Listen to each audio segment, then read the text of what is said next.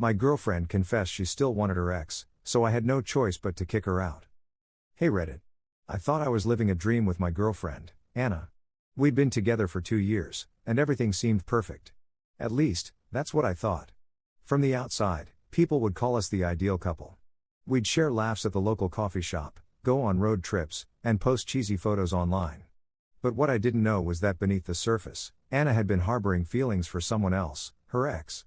It all started one night when we were watching a movie together. It was one of those quiet evenings we both loved. She had her head on my shoulder, and I thought everything was fine. Suddenly, during a romantic scene in the movie, she sighed deeply. I didn't think much of it until she muttered something under her breath. I asked her what she said, and she brushed it off, claiming it was nothing. But her distant look said otherwise. I let it go for the moment, but over the next few weeks, I started noticing changes. She'd spend more time on her phone, smiling at texts I wasn't privy to. She'd occasionally get lost in thought, and when I asked her what was on her mind, she'd just shake her head and say she was tired. One evening, I came home earlier than usual. Anna didn't hear me come in, and I found her sitting on the couch, staring at her phone with tears in her eyes. I panicked, thinking something terrible had happened. But when I asked her, she quickly wiped her tears and said it was just a sad video. That didn't sit right with me. Anna wasn't the type to cry over random videos. So later that night, while she was in the shower, I did something I'm not proud of. I checked her phone. I know it was an invasion of privacy, but my gut told me something was off. What I found shattered me. There were messages between her and her ex, Daniel. They weren't explicitly romantic, but the undertones were there. They reminisced about old memories, the places they used to go, and even had inside jokes I didn't understand.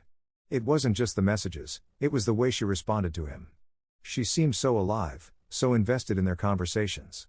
I felt like a fool. Here I was, pouring my heart into this relationship, while she was busy reconnecting with someone she once left behind. That night, I didn't say anything.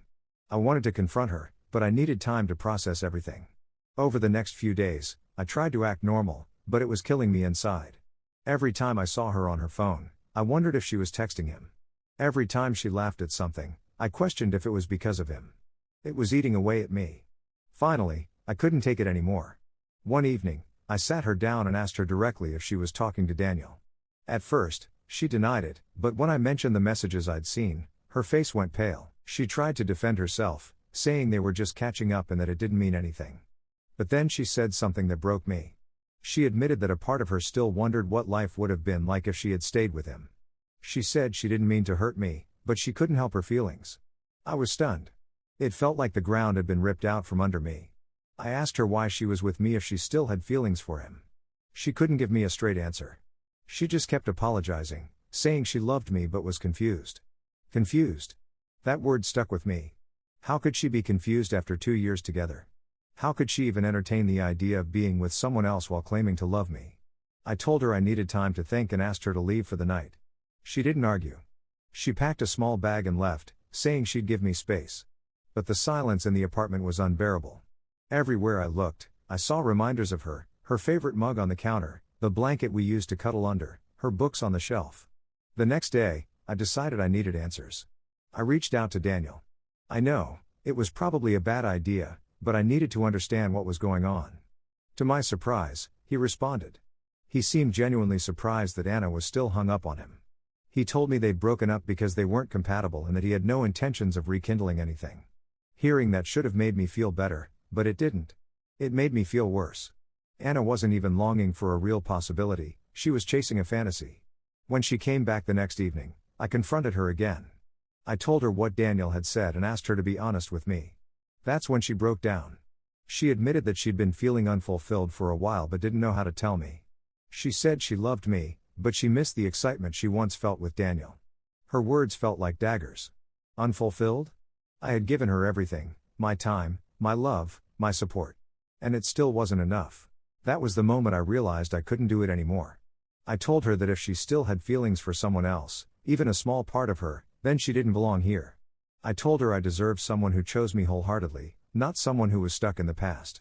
She begged me to reconsider, saying she'd cut off all contact with Daniel and focus on us. But it was too late. The trust was gone. Every time I'd look at her, I'd wonder if she was thinking about him. I couldn't live like that. I helped her pack her things and watched as she walked out the door. It was one of the hardest things I've ever had to do. I loved her, despite everything, but I knew I couldn't stay in a relationship where I wasn't truly wanted. The days that followed were rough. I missed her terribly, but I also felt a sense of relief. I wasn't second-guessing myself anymore. I wasn't living in doubt. A few weeks later, I heard from a mutual friend that Anna had moved to another city to start fresh. She hadn't reached out to me, and I didn't reach out to her. Looking back, I realized that sometimes love isn't enough. You can love someone with all your heart, but if they're not fully committed, it's not going to work. I deserve someone who loves me the way I loved Anna, completely, without hesitation or lingering doubts. For now, I'm focusing on myself. I've started picking up new hobbies, reconnecting with friends, and even considering therapy to work through everything. It's not easy, but I know I made the right decision. Anna was a chapter in my life, but she's not the whole story. And while it hurts to let go, I'm hopeful for what the future holds.